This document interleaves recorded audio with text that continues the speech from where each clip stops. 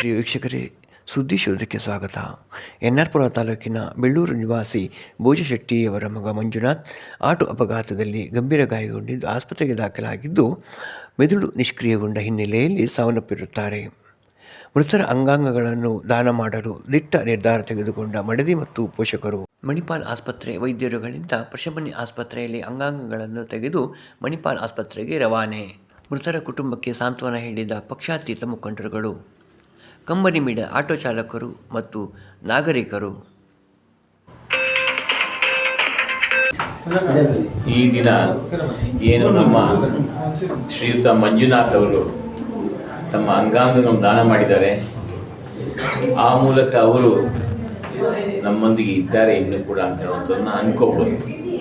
ಅದಕ್ಕೆ ಕಾರಣೀಭೂತರಾದವರು ಅಂದರೆ ಆ ಅಂಗಾಂಗ ದಾನಕ್ಕೆ ಸಹಕರಿಸಿದಂಥ ಅವರ ಧರ್ಮಪತ್ನಿ ಅಂಥ ದುಃಖದ ವಿಚಾರದಲ್ಲೂ ಕೂಡ ನಮಗೆ ಸಹಕರಿಸಿದ್ದಾರೆ. ಹಾಗೆ ಅವರ ತಂದೆ, ಇವರಿಗೆ ನಾವು ಅನಂತ ವಂದನೆಗಳನ್ನು ತಿಳಿಸ್ತೇವೆ. ಹಾಗೆಯೇ ಇವತ್ತು ಆಪರೇಷನ್ ಮಾಡಿದಂಥ ಅಂದರೆ ಈ ಅಂಗಾಂಗಗಳನ್ನು ಪೃಥಕ್ಕರಿಸಿ ಇಲ್ಲಿಂದ ತೆಗೆದುಕೊಂಡು ಹೋಗಿ ಬೇರೆ ರೋಗಿಗಳು ಜೋಡಿಸುವಂತಹ ಜೀವ ಉಳಿಸುವ ಕಾರ್ಯದಲ್ಲಿ ನಮ್ಮೊಂದಿಗಿದ್ದಾರೆ doctor Reddy sir, Jayant Reddy sir. ಅವರು KMC ಮಣಿಪಾಲ್ನಿಂದ ಬಂದಿದ್ದಾರೆ. ಅವರ ಟೀಮ್ ಅತ್ಯಂತ ಯಶಸ್ವಿ ಕಾರ್ಯವನ್ನು ಮಾಡಿ ಈ ಕೆಲಸವನ್ನು ಅಚ್ಚುಕಟ್ಟಾಗಿ ನಿರ್ವಹಿಸಿದ್ದಾರೆ. ಈಗ ಅವರು ನಿರ್ವಹಿಸಿದಂಥ ಅಂಗಾಂಗಗಳನ್ನು ಕೊಂಡೊಯ್ಯಲಾಗುತ್ತೆ. ಜಯಂತ್ ರೆಡ್ಡಿ ಅವರು ನಮ್ಮ ಈ ಕುಟುಂಬಕ್ಕೆ ಸಾಂತ್ವನದ ಮಾತನ್ನು ಹೇಳಬೇಕು ಅಂತ ಕೋರ್ತಾ ಇದ್ದೇನೆ. ಡಾಕ್ಟರ್ ಜಯಂತ್ ರೆಡ್ಡಿ ಸರ್, ನಮಸ್ಕಾರ. ಇದು ಅಂಗಾಂಗ ದಾನ ಅನ್ನೋದು ಎಲ್ಲ ದಾನಕ್ಕಿಂತ ಒಂದು ದೊಡ್ಡವಾದ ದಾನ ಅಂತ ನಾವು ಮೆಡಿಕಲ್ ಇದರಲ್ಲಿ ಹೇಳ್ತೀವಿ. ಇದರಲ್ಲಿ ಒಂದು ಮೂಮೆಂಟ್ ಆಫ್ ಗ್ರೀಫ್ ಟೈಮಲ್ಲಿ ಫ್ಯಾಮಿಲಿ ಮುಂದೆ ಬಂದು ಬೇರೆ ಜನರಿಗೆ ಹೆಲ್ಪ್ ಆಗಲಿ ಅಂತ ಅವ್ರು ಮುಂದೆ ಬಂದು ಈ ಒಂದು ಕಠಿಣವಾದ ಸಮಯದಲ್ಲಿ ಅಂಗಾಂಗ ದಾನ ಮಾಡಲಿಕ್ಕೆ ಅವರು ಒಪ್ಪಿಗೆ ಕೊಟ್ಟಿದ್ದಾರೆ. ಇದರಿಂದಾಗಿ ಒಂದು 4-5 ಜೀವ ಬೇರೆಯವ್ರದ್ದು ಉಳಿಯುತ್ತೆ. ಆಮೇಲೆ ಮಂಜುನಾಥ್ ಅವರು ನಮ್ಮೊಂದಿಗೆ ಬೇರೆಯವರು ಇದರಲ್ಲಿ ಅಂಗದಲ್ಲಿ ನಮ್ಮ ಜೊತೆ ಇದ್ದಂಗೆ ಆಗುತ್ತೆ. ಕರ್ನಾಟಕದಲ್ಲಿ ಉದಾಹರಣೆಗೆ ಹೋದ ವರ್ಷ ಬರೀ 198 ಅಂಗಾಂಗ ದಾನಗಳಾಯಿತು. ಅದರಲ್ಲಿ ಒಂದು ಆಲ್ಮೋಸ್ಟ್ 1000 ಜನ ಲಿವರ್ಗೆ ವೆಯ್ಟ್ ಮಾಡ್ತಿರ್ತಾರೆ. ಕಿಡ್ನಿ ಟ್ರಾನ್ಸ್ಪ್ಲಾಂಟ್ಗೆ ಒಂದು 5,000 to 10,000 ಜನ ವೆಯ್ಟ್ ಮಾಡ್ತಿರ್ತಾರೆ. ಬಟ್ ಈ ಥರ ದಾನಿಗಳು ಬಂದು ದಾನ ಮಾಡಿದ್ರೇ ಪಾಪ ಅವರು ಜೀವ ನಾವು ಉಳಿಸೋಕ್ಕಾಗೋದು. ಸೊ ತುಂಬ ಧನ್ಯವಾದ. ನೀವು ಈ ಥರ ಇದರಲ್ಲಿ ಬಂದು ದಾನ ಮಾಡಿದ್ದೀರ. ಸೊ ಇದರಿಂದ ನಾವು ಈ ಅಂಗಗಳನ್ನು ತಗೊಂಡು ಹೋಗಿ ಮಂಗಳೂರಿಗೆ ಅಲ್ಲಿ ಟ್ರಾನ್ಸ್ಪ್ಲಾಂಟನ್ನು ಮಾಡಿ ಬೇರೆ ಅವರ ಜೀವನ ಉಳಿಸೋಕ್ಕಾಗುತ್ತೆ. ಇವತ್ತಿನ ಮಂಜುನಾಥ್ ಶೆಟ್ಟಿಯ ಬೋಜ್ ಶೆಟ್ಟರ ಮಗ, ಬೋಜ್ ಶೆಟ್ಟರ್ ಆ ಕಡೆ ಲಾಸ್ಟಲ್ಲಿ ಕೂತಿದ್ದಾರೆ. ಅವರ ಮಗ, ಅವರ ಧರ್ಮಪತ್ನಿ ಅಪೂರ್ವ ಶೆಟ್ಟಿ ಕೂತಿದ್ದಾರೆ. ಇವತ್ತು ಏನು ಈಗ ಡಾಕ್ಟ್ರ್ ಹೇಳಿದಾಗ, ರೆಡ್ಡಿಯವರು ಹೇಳಿದಾಗೆ, ಒಂದು ಬ್ರೈನ್ ಡೆಡ್ ಆದಾಗ ಒಂದು ನಿರ್ಧಾರ ತೆಗೆದುಕೊಳ್ಳೋದು ಭಾಳ ಕಷ್ಟ. ಅವಾಗ ಇಡೀ ಫ್ಯಾಮಿಲಿ ಅದರಲ್ಲಿ ಇನ್ವಾಲ್ವ್ ಆಗಬೇಕು, ಅಷ್ಟು ಸುಲಭ ಇಲ್ಲ ಅಂತ. ಅದರಲ್ಲಿ ಇಡೀ ಸಂಸಾರ ಕುಟುಂಬ ನೆನ್ನೆಯಿಂದ ಅದನ್ನು ಕೂತು ಹೇಗೋ ಬರ್ನ್ ಮಾಡ್ತೀವಿ, ಅದ್ರ ಬದಲಿಗೆ ಎಲ್ಲೋ ಒಂದು 5 ಜನಕ್ಕೆ ಜೀವ ಉಳಿಲಿ ಎನ್ನುವಂಥ ನಿರ್ಧಾರ ತೊಗೊಂಡಿದ್ದಾರೆ. ಅದಕ್ಕೆ ನಾನು ಅವರಿಬ್ಬರಿಗೂ, ತಂದೆ ಮತ್ತು ಹೆಂಡತಿಗೆ ನಾನು ನಮಸ್ಕಾರ ಹೇಳ್ತೇನೆ. ಹಾಗೆ ಬಂಧುಗಳೇ, ವಿಶೇಷವಾದ ಒಂದು ಸಮಯ ಇದು. ಮಲೆನಾಡಿನಲ್ಲಿ ಇದುವರೆಗೆ ಅಂಗಾಂಗ ದಾನ ಮಾಡದಿರುವಂಥದ್ದು ಹಿಸ್ಟ್ರಿ ಇಲ್ಲ. ಅಂಥದ್ರಲ್ಲಿ ಇದು ಯಾವುದಾದ್ರೆ ನಾವು ಪಾರ್ಟ್ಸ್ ಅಥವಾ ನಾವು ಅಂಗಾಂಗ ತೆಗಿಬೇಕಾದ್ರೆ ಆ ಹಾಸ್ಪಿಟ್ಲ್ ರೆಕಗ್ನೈಸ್ ಆಗಬೇಕಾಗುತ್ತೆ. ಅಂಥದ್ರಲ್ಲಿ ನಮ್ಮ ಪ್ರಶಮನಿ ಹಾಸ್ಪಿಟ್ಲು ನಿನ್ನೆಯಿಂದ ನಾವು ಇದನ್ನು ಇಲ್ಲಿಗೆ ರೆಕಗ್ನೈಸ್ ತೊಗೊಳ್ಬೇಕಂತ ಭಾಳ ಪ್ರಯತ್ನ ಪಟ್ಟು, ಇಲ್ಲದೇ ಇದ್ದರೆ ಮತ್ತೆ ಅವನನ್ನು ಇಲ್ಲಿಂದ ಚಿಕ್ಕಮಂಗ್ಳೂರಿಗೆ ಶಿಫ್ಟ್ ಮಾಡೋದು, ಶಿವಮೊಗ್ಗ ಶಿಫ್ಟ್ ಮಾಡೋದು, ಮಂಗಳೂರು ಶಿಫ್ಟ್ ಮಾಡೋದು ಕಷ್ಟ ಆಗ್ತಿತ್ತು ನಮಗೆ. ಆ ಸಮಯದಲ್ಲಿ ನನ್ನಂದಾಜಿ ನಮ್ಮ ಡಾಕ್ಟ್ರು ಉದಯ್ ಶಂಕರ್ ಪ್ರಶಮನಿಯವರು, ಹಾಗೆ ನನಗೆ Harsha Gupta secretary, principal secretary, immediate ಅದಕ್ಕೆ ರೆಸ್ಪಾಂಡ್ ಮಾಡಿ ಈ ಕೆಲಸ ಮಾಡಿದ್ದಾರೆ. ಇದರಿಂದ ನಮಗೆ 6 ಕಡೆಯಲ್ಲಿ ಅವನು ಜೀವಂತವಾಗಿದೆ. ನಾನು ಅವ್ರ ಹೆಂಡತಿಗೂ ಹೇಳ್ತೀನಿ, ತಂದೆಗೂ ಹೇಳ್ತೀನಿ, ನಿಮ್ಮ ಮಗ ಸತ್ತಿಲ್ಲ, ನಿಮ್ಮ ಯಜಮಾನರು ಸತ್ತಿಲ್ಲ, ಎಲ್ಲೋ 6 ಜನಕ್ಕೆ ಜೀವ ಕೊಟ್ಕೊಂಡು ಜೀವಂತವಾಗಿದ್ದಾರೆ. ಇದು ಈ ಮಲೆನಾಡಿಗೆ ಒಂದು ಹೆಮ್ಮೆ. ವಿಶೇಷವಾಗಿ ಭೋಜಣ್ಣ ಮತ್ತು ಅಪೂರ್ವ ಶೆಟ್ಟಿಗೆ ಅವರಿಗೆ ಭಗವಂತ ಸಂಪೂರ್ಣವಾದ ಆಯುರಾರೋಗ್ಯ ಕೊಟ್ಟು ಅವ್ರನ್ನ ನೆಮ್ಮದಿ ಕೊಡಲಿ ಅಂತ. ಬಹಳ ನೋವಿನ ಸಂಗತಿ. ಆದರೂ ಅವರ ಮನೆಯವರ ಹೆಣ್ಮಗಳ ಮನಸ್ಥಿತಿ ಭಾಳ ದೊಡ್ಡದು. ಯಾರೂ ಈ ಥರ ಡಿಶ್ ಅಂತ ಹೇಳಲಿಕ್ಕೆ ಹಿಂದೆ ಮುಂದೆ ನೋಡ್ತಾರೆ. ಅವರ ಹೆಣ್ಮಗಳು ಒಂದು ಗಟ್ಟಿಯಾದ ನಿರ್ಧಾರ ತಗೊಂಡು ಅವ್ರ ಕುಟುಂಬದವ್ರು ಅವ್ರಿಗೆ ಸಹಕಾರ ಕೊಟ್ಟಿದ್ದಾರೆ. ಇದರಿಂದ 4-5 ಜೀವ ಉಳಿಯುತ್ತೆ.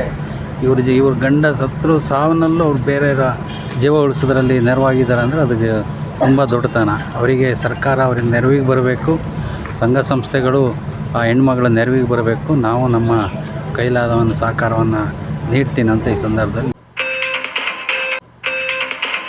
ಕೊಪ್ಪದಿಂದ ಆಟೋದವರು. ನಿಜವಾಗ್ಲೂ ಅಂದರೆ ಇವತ್ತು ಈ ಘಟನೆ ನಡಿಬಾರ್ದಿತ್ತು, ನಡೆದಿದೆ. ನಿಜವಾಗ್ಲೂ ಕೂಡ ತುಂಬ ನಮಗೆ ಇವತ್ತು ನೋವಾಗ್ತಾಯಿದೆ. ಇದರಲ್ಲಿ ಹೇಳಬೇಕಂದ್ರೆ ಕೋಟಿಗೊಬ್ಬ ಅಂದಂಗೆ ಇವತ್ತು ಇವತ್ತು ಅಂಗಾಂಗಗಳನ್ನ ದಾನ ಮಾಡಿದ್ದಾನೆ.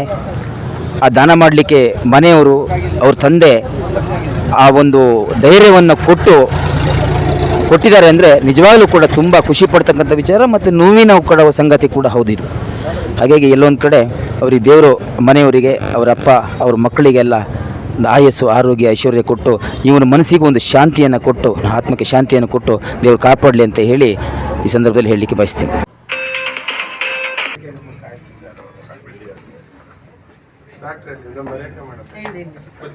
ಎಲ್ಲರಿಗೂ ನಮಸ್ಕಾರ. ಮಂಜುನಾಥ ಶೆಟ್ಟಿ ನಮ್ಮೊಂದಿಗೆ ಇವತ್ತು ಇಲ್ಲ. ಆದರೆ ಎಲ್ಲರಿಗೂ ಮಾದರಿಯಾಗುವಂಥ ಕಾರ್ಯವನ್ನು ಅವರ ಕುಟುಂಬಸ್ಥರು ಇಡೀ ಮಲೆನಾಡಿನ ಊರಿಗೆ ಒಂದು ಮಾದರಿ ಕೆಲಸವನ್ನು ಮಾಡಿದ್ದಾರೆ. ಮಂಜುನಾಥ್ ಶೆಟ್ಟಿ ಮರಣಿಸಿದರೂ ಕೂಡ, ಸ್ವರ್ಗಸ್ಥರಾಗಿದ್ದರೂ ಕೂಡ ನಮ್ಮೊಂದಿಗೆ ಅವರು ಬೇರೆಯವರಿಗೆ ಜೀವವನ್ನು ಕೊಟ್ಟು ನಮ್ಮೊಂದಿಗೆ ಬದುಕಿರ್ತಾರೆ. ಅವರ 2 ಕಿಡ್ನಿಗಳು ಡಯಾಲಿಸಿಸ್ ಮೇಲೆ ಇದ್ದಂತಹ ವ್ಯಕ್ತಿಗಳಿಗೆ, 2 ರೋಗಿಗಳಿಗೆ ಜೀವದಾನ ಮಾಡಿದರೆ, ಲಿವರ್ ಒಬ್ಬ ಆಲ್ಕೋಹಾಲಿಕ್ ಸಿರೋಸಿಸ್ ಆದಂತಹ ವ್ಯಕ್ತಿಗೆ, ಲಿವರ್ ಫೇಲ್ಯೂರ್ ಆದಂಥ ವ್ಯಕ್ತಿಗೆ ಜೀವದಾನವನ್ನು ಮಾಡಿದರೆ, 2 ಕಣ್ಣುಗಳು ಕತ್ತಲೆಯ ಬೆಳಕಿನಲ್ಲಿ, ಕತ್ತಲೆ ಇಲ್ಲದೆ ಅಂದಹಾಗಿ ಇಡೀ ಜೀವನ ಪರ್ಯಂತ ಬದುಕಬೇಕಾದಂಥ ಪರಿಸ್ಥಿತಿ ಇದ್ದವರಿಗೆ 2 ಬೆಳಕನ್ನು ನೀಡುವಂಥ ಕೆಲಸ ಮಾಡಿದ್ದಾರೆ. ಈ ಮಂಜುನಾಥ್ ಶೆಟ್ಟಿ ಅವರು ಸ್ವರ್ಗ ಜೀವನದಲ್ಲಿ ತಮ್ಮ ಸುಖಮಯ ಬಾಳನ್ನು ಪಾಳಲಿ. ಹಾಗೆ ಅವರ ಧರ್ಮಪತ್ನಿ ಅಪೂರ್ವ ಹಾಗೂ ಅವರ ತಂದೆ ಪುತ್ರಶೋಕ ನಿರಂತರ ಅಂಥೇಳಿ ಮಗು ಅದು ಹೆಣ್ಣಾಗಲಿ ಗಂಡಾಗಲಿ ಕಳ್ಕೊಂಡಂಥ ತಂದೆಗೆ ಆ ನೋವು ಅನುಭವಿಸಿದವರಿಗೆ ಗೊತ್ತು. ಅವರ ನೋವು ಶಮನವಾಗಲಿ. ಹಾಗೂ ಅವರ ಪತ್ನಿ ಅವರ ವಿದಾಯ ಪೂರ್ವವನ್ನು ನೋಡಿದಾಗ ನಮಗೆ ಕಣ್ಣಲ್ಲಿ ನೀರು ಬಂತು. ಅಪೂರ್ವವರು ಆ ಪುಟಾಣಿ ಮಕ್ಕಳು, ಏನನ್ನೂ ಅರಿಯದ ಮಕ್ಕಳು, ಅವರು ನೋಡಿದಾಗ ನಮಗೆ ಹೊಟ್ಟೆ ಕಿವಿದಂತ ಆಗ್ತಾ ಇತ್ತು. ಅವರಿಗೆ, ಅವರ ಕುಟುಂಬಸ್ಥರಿಗೆ ಎಲ್ಲರಿಗೂ ನೆಮ್ಮದಿಯ ಬದುಕನ್ನು ಭಗವಂತ ಕರುಣಿಸಲಿ ಅಂತ ಕೇಳ್ತೇನೆ.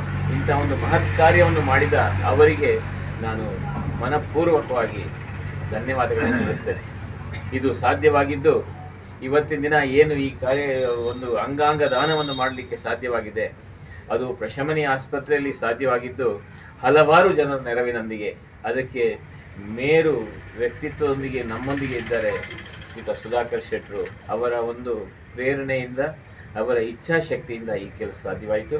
ಹಾಗೆ ಸುಬ್ಬಣ್ಣ ಶೆಟ್ಟಿಯವರು ನಮ್ಮೊಂದಿಗೆ ಇದ್ದು, ನೀವು ಮುಂದುವರಿರಿ, ನಮಗೆ ಸಣ್ಣದಾದ ಒಂದು ಅಳಕಿತ್ತು, ಇಂಥ ಕೆಲಸ ಮಾಡುವಾಗ ಮಾನಾಪಮಾನಗಳು ಸಹಜ, ಆದರೆ ನಾವು ಮುಂದುವರಿಯುವುದು ಹೇಗೆ ಅಂತ ಚಿಂತೆ ಇದ್ದಾಗ ನೀವು ಮಾಡಿ ಅಂತ ಹೇಳಿ ಧೈರ್ಯ ಕೊಟ್ಟಂಥವ್ರು ಅವರಿಬ್ಬರಿಗೆ ನಾನು ಕೃತಜ್ಞನಾಗಿರ್ತೇನೆ. ಹಾಗೂ ನಮ್ಮ ಆಸ್ಪತ್ರೆಯ ಎಲ್ಲ ಸಿಬ್ಬಂದಿಯವರು ಹಾಗೂ ಮಣಿಪಾಲದ KMC ಕಸ್ತೂರ್ಬಾ ಮೆಡಿಕಲ್ ಕಾಲೇಜ್ ಮಣಿಪಾಲದ ಎಲ್ಲ ಸಿಬ್ಬಂದಿ ವರ್ಗವರು, ವೈದ್ಯರು, ಅವರಿಗೆಲ್ಲರಿಗೂ ನಾನು ಧನ್ಯವಾದ ತಿಳಿಸ್ತೇನೆ. ಹಾಗೆ AJ ಹಾಸ್ಪಿಟಲ್ನ ಎಲ್ಲ ಸಿಬ್ಬಂದಿಯವರಿಗೆ ನಾನು ಧನ್ಯವಾದ ತಿಳಿಸ್ತೇನೆ. ಹಾಗೂ ಇದಕ್ಕೆಲ್ಲಕ್ಕಿಂತ ಹೆಚ್ಚಾಗಿ ಆ ಕುಟುಂಬ ವರ್ಗದವರಿಗೆ, ನಾಗರಿಕರಿಗೆ ನಾನು ಧನ್ಯವಾದಗಳನ್ನು ತಿಳಿಸ್ತೇನೆ.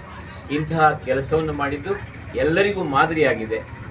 ನಾವು ಮೃತರಾದ ನಂತರ ನಮ್ಮ ಕಣ್ಣನ್ನು ಸುಡುತ್ತಾರೆ ಅಥವಾ ಹೋಗಿದ್ದಾರೆ, ಅದನ್ನು ಕೂಡ ದಾನ ಮಾಡಬೇಕು ಅಂತ ನಾನು ಎಲ್ಲರಲ್ಲಿ ಕಳಕಳಿಯ ಪ್ರಾರ್ಥಿಸಿ ಮೃತರ ಆತ್ಮಕ್ಕೆ ಸದ್ಗತಿ ದೊರೆಯಲಿ ಅಂತ ಮತ್ತೊಮ್ಮೆ ಭಗವಂತನಲ್ಲಿ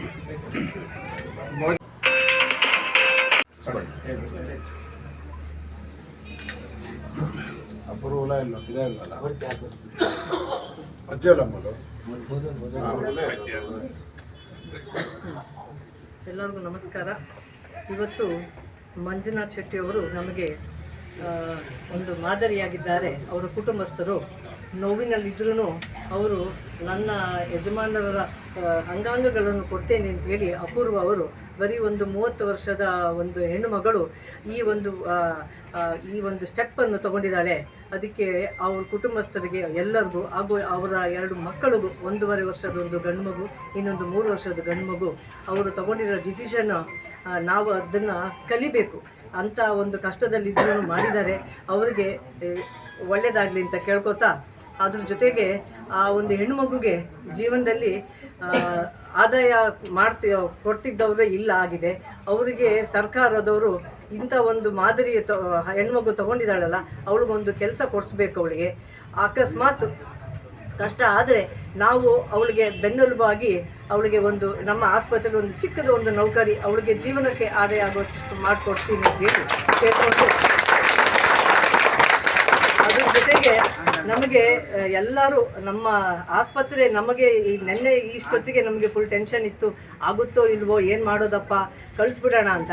ಆದರೆ ಸಮಾಜದ ಎಲ್ಲ ಗಣ್ಯ ವ್ಯಕ್ತರು ಅವಳಿಗೆ ನಮಗೆ ಸಪೋರ್ಟ್ ಮಾಡಿದ್ರು, ನೀವು ಮಾಡಿ ಅಂತ. ಅದ್ರ ಜೊತೆಗೆ ಮಣಿಪಾಲ್ ಆಸ್ಪತ್ರೆಯ ಡಾಕ್ಟ್ರುಗಳು 8 ಜನ ನಿನ್ನೆ ರಾತ್ರಿ ಇಷ್ಟೊತ್ತಿಗೆ ಬಂದಿದ್ದರು. ಅವರೆಲ್ಲರೂ ಈ ವ್ಯವಸ್ಥೆಗಳನ್ನ ನೋಡಿ ಇಲ್ಲೇ ಮಾಡೋಕ್ಕಾಗತ್ತೆ, ನಿಮ್ಮಲ್ಲಿ ವೆಂಟಿಲೇಟರ್ ಇದೆ, ABG ಇದೆ, ಮತ್ತು CT ಸ್ಕ್ಯಾನ್ ಇದೆ, ಅಲ್ಟ್ರಾಸೌಂಡ್, ಎಕ್ಕೋ ಇದೆ, ಅದನ್ನೆಲ್ಲ ರಾತ್ರಿ ಹಗಲು ಅವರು ಎಲ್ಲ ಇಂಜೆಕ್ಷನ್ನು ಮಾತ್ರೆಗಳನ್ನು ಕೊಟ್ಟು ನೋಡಿ ಇದು ಆಗತ್ತೆ ನಿಮ್ಮ ಹತ್ರ ಮಾಡೋಣ ಅಂತ ಹೇಳಿ ಇವತ್ತು ಪೂರ ಮಾಡಿ ಮುಗಿಸಿದ್ದೇವೆ. ಅದ್ರ ಜೊತೆಗೆ ಒಂದು ಕಿಡ್ನಿ, 2 ಕಿಡ್ನಿ ಮತ್ತು ಕಣ್ಣು ಹಾಗೂ ಲಿವರ್ಗಳನ್ನು ಎಲ್ಲೆಲ್ಲಿಗೆ ಬೇಕಾಗುತ್ತೆ ಅಲ್ಲಲ್ಲಿಗೆ ತಲುಪಿಸಿದೆ. ಇಷ್ಟೊತ್ತಿಗೆ ಖಂಡಿತ ಹೋಗಿರುತ್ತೆ. ಅದಕ್ಕೆ ಎಲ್ಲರ ಜನತೆಗೆ ಧನ್ಯವಾದಗಳು ನಿಮ್ಮ ಸಪೋರ್ಟಿಗೆ. ಒಂದು ವ್ಯಕ್ತಿ ಮರಣ ನಂತರ ನಾವು ಅವನು ಶವ ಅಂತ ಹೇಳ್ತೇವೆ, ಆದರೆ ಈ ವ್ಯಕ್ತಿ 6 ಜನರ ಜೊತೆ ಜೀವನ ಮಾಡ್ತಾನೆ. ಇನ್ನು ಸಾಯ್ದವರ ವ್ಯಕ್ತಿ ಅಂತ ಹೇಳಿದ್ರೆ ಇವತ್ತು ಮಂಜುನಾಥ್ ಶೆಟ್ಟಿ. ಇದು ಆತ್ಮ ಮತ್ತು ದೇಹ ಎರಡೂ ಬೇರೆ ಬೇರೆ. ದೇಹ ಕ್ಷಣಿಕ, ಆತ್ಮ ಅದು ನಾಶವಾಗೋದಿಲ್ಲ. ಅದನ್ನು ಇವತ್ತು ಕಾಣ್ತೀವಿ ನಾವು. ಅದಕ್ಕೆ ನಾವು ಇಲ್ಲಿಗೆ ಅವನು ಬಂದಾಗ ನಮಗೆ ಹೆದರಿಕೆ ಇತ್ತು, ಇದು ಮಾಡಲಿಕ್ಕಾಗತ್ತಾ ಅಂತೇಳಿ. ಅಶ್ಚಿತ್ ರಜಿತ್ ಹೇಳಿದಾಗ ಮತ್ತೆ ನಮ್ಮ ವಿಜಯ್ ಶೆಟ್ಟಿ ಹೇಳಿದಾಗ ಯಾವ ಥರ ಮಾಡೋದು ಅಂತ ನಾನು ಯೋಚನೆ ಮಾಡ್ತಿದ್ದೆ. ನಿನ್ನೆ ಬೆಳಗ್ಗೆ ನನಗೆ ನನ್ನ ಮನೆಗೆ ಬಂದು ಹೇಳಿದಾಗ ನಾವು ಅಲ್ಲೇ ಬಿಟ್ಟು ಹಾಗೆ ಮನೆ ತೊಗೊಂಡು ಹೋಗೋಣ ಅಂತಿದ್ದು. ಕೊನೆಗೆ ಎನ್ಕ್ವೈರಿ ಮಾಡುವಾಗ ಇದರಿಂದ 6 ಜನ ಉಳಿಬೋದು ಶೆಟ್ರೆ ಅಂತ ಹೇಳಿದಾಗ ಅವ್ರ ತಂದೆನ ಕೂರಿಸ್ಕೊಂಡು ನಾನು ಭೋಜನನ್ನು ಕೂರಿಸ್ಕೊಂಡು ಫಸ್ಟ್ ಕನ್ವಿನ್ಸ್ ಮಾಡಿದೆ. ಅವರು ಅದನ್ನು ಭಾಳ ಚೆನ್ನಾಗಿ ನಾನು ದುಡ್ಡು ಕಾಸು ಏನು ಬೇಡ, ನನ್ನ ಮಗ ಎಲ್ಲಾದರೂ ಒಂದು ಕಡೆ ಇದ್ದರೆ ಸಾಕು, ಅದು ಅವರಿಗೆ ನಾನು ಚಿರ. ಅದಾದಮೇಲೆ ಇಲ್ಲಿ ನಿಮ್ಗೆ ಗೊತ್ತಿದೆ, ಮಲೆನಾಡಲ್ಲಿ ಅಷ್ಟು ಸುಲಭ ಮಾಡೋಕ್ಕಾಗಲ್ಲ. ಆ ಹಾಸ್ಪಿಟ್ಲು ರೆಕಗ್ನೈಸ್ ಆಗಿರಬೇಕು, ಅದು ಸರ್ಟಿಫಿಕೇಟ್ ಇರಬೇಕು. ಅವರು ಇದನ್ನು ಚೆಕ್ ಮಾಡಿ ನೋಡಬೇಕು. ಆಗ ನಾನು ಭಾಳ ಹೊತ್ತು ನಿನ್ನೆಯಿಂದ ಒಂದು 25 ಸಾರಿ ಮಾತಾಡಿದ್ದೇವೆ, ಪ್ರತಿ ಕ್ಷಣ ಮಾತಾಡಿದ್ದೇವೆ. ನನಗೆ ಇದಕ್ಕೆ ಧೈರ್ಯ ಕೊಟ್ಟಿದ್ದಾರೆ ಅಂದರೆ ಡಾಕ್ಟ್ರು ಉದಯಶಂಕರ್, ರೇಖಾ ಉದಯಶಂಕರ್ ಅವರಿಬ್ಬರು ನಿನ್ನೆಯಿಂದ ಒಂದು 3 ಗಂಟೆ ನಿದ್ದೆ ಮಾಡಿರ್ಬೋದು ಇವತ್ತು. ಅದಕ್ಕೆ ಪ್ರಶಮನಿ ಹಾಸ್ಪಿಟ್ಲು ಈ ಎಲ್ಲ ಒಳ್ಳೆಯ ಕಾರ್ಯಕ್ಕೆ ಇವತ್ತು ಮಲೆನಾಡಿಂದ ಇಲ್ಲಿಂದ ಒಂದು 0 ಟ್ರಾಫಿಕಲ್ಲಿ ಹೋಗಿದೆ ಅಂದರೆ ಈ ಆತ್ಮಕ್ಕೆ ದೊಡ್ಡ ಶಕ್ತಿ ಇತ್ತು. ಆದ್ದರಿಂದ ಇದೆಲ್ಲರಿಗೂ ನಾನು ಮೊದಲು ತಂದೆಗೆ, 2ನೇದು ಅವರ ಹೆಂಡತಿ, ಅವಳಿಗೆ ನಾನೇ ಅವ್ರ ಮನೆ ಹೋಗಿ ನಾನು ಕನ್ವಿನ್ಸ್ ಮಾಡಲಿಕ್ಕೆ 1 ಅವರ್ ಸುತ್ತಿ ಬಳಸಿ ಮಾತಾಡಿ ಮಾಡಿದೆ. ಕೊನೆಗೆ ಆಯಿತು ಅಂತ ಹೇಳ್ಕೊಂಡಾಗ ಅದೇ ಅಪೂರ್ವ ಶೆಟ್ಟಿಗೆ ಇಬ್ಬರು ಡಾಕ್ಟ್ರು ಹೇಳ್ತಾರೆ, ಎಷ್ಟೋ ಸೇರಿ ನಾವು ರೇಖಂಡ್ ಡಾಕ್ಟ್ರು ಅಂತ ಹೇಳ್ತೀವಿ. ಯಾಕಂದರೆ ವೈದ್ಯ ಕೆಲವರು ಸರ್ಟಿಫಿಕೇಟ್ ಯಾರು ಬೇಕಾದ್ರೂ ತೊಗೊಳ್ತಾರೆ, ಅವ್ರ ಸರ್ಟಿಫಿಕೇಟ್ ಡಾಕ್ಟ್ರುಗಳೇ ಆಗಿರಲ್ಲ.